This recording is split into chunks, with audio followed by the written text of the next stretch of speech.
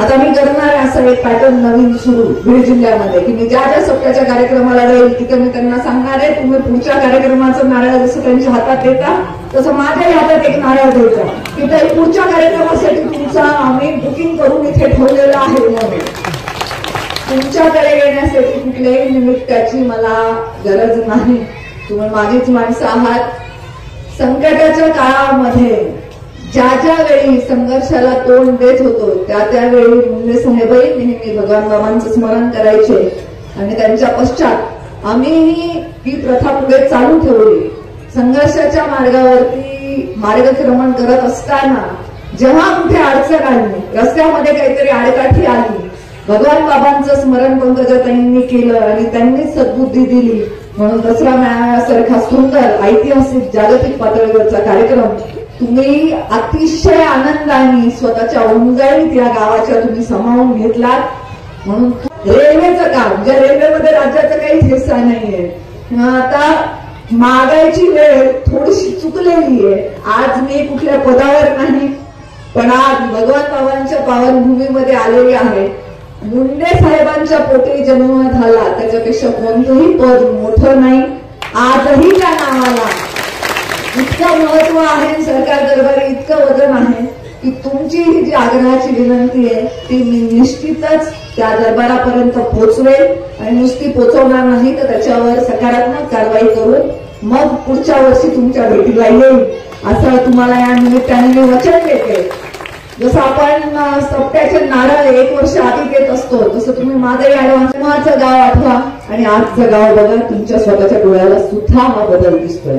मी परवा ज्या दिवशी निमंत्रण स्वीकारलं मागच्या आठवड्यात तेव्हाही आत येऊन दर्शनासाठी जेव्हा आले तेव्हा मी पाहिलं इतकी सुंदर झाडं लावलेली आहेत.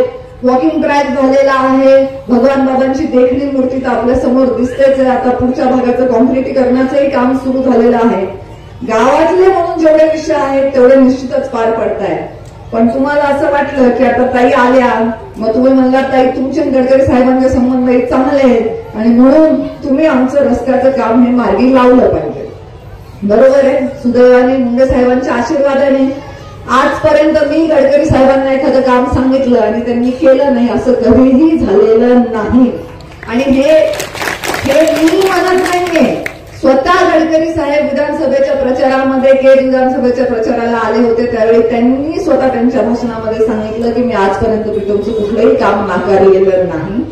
फक्त आता ज्या रस्त्याला नंबरच नाहीये त्या रस्त्यासाठी केंद्राचा निधी आणणं हे थोडंसं जिकिरीचं काम आहे. त्यामुळे आधी त्या रस्त्याला नंबर पाडून घेणं ही पहिली प्रक्रिया आणि त्याच्यानंतर त्याच्यासाठी निधी आणणं हे निश्चित होईलच.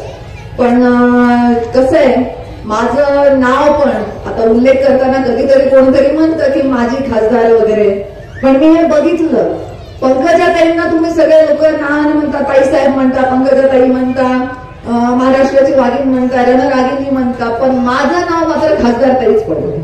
आजी नाही माझी नाही प्रीतम नाही काही नाही मुंडे नाही खाडे नाही काही लावत नाही तुम्ही. माझं नाव खासदार ताईच पडलंय की जणू मी जन्मतानाच खासदार लावून आले होते की काय असं माझा उल्लेख तुम्ही खासदार ताई म्हणून करता म्हणून तुमच्या कधी कधी लक्षात येत नाही की मी आता विद्यमान खासदार नाही. तुम्ही मला काय मागायला नॅशनल हायवे गडकरी जरा सोपं होतं आता थोडंसं मला वाकडी वाट करून जावं लागेल पण तरी सुद्धा आपल्या बीडच्या स्टाईलमध्ये तुम्ही मला हे म्हणणार तसं काही नाही ते करावंच लागतंय.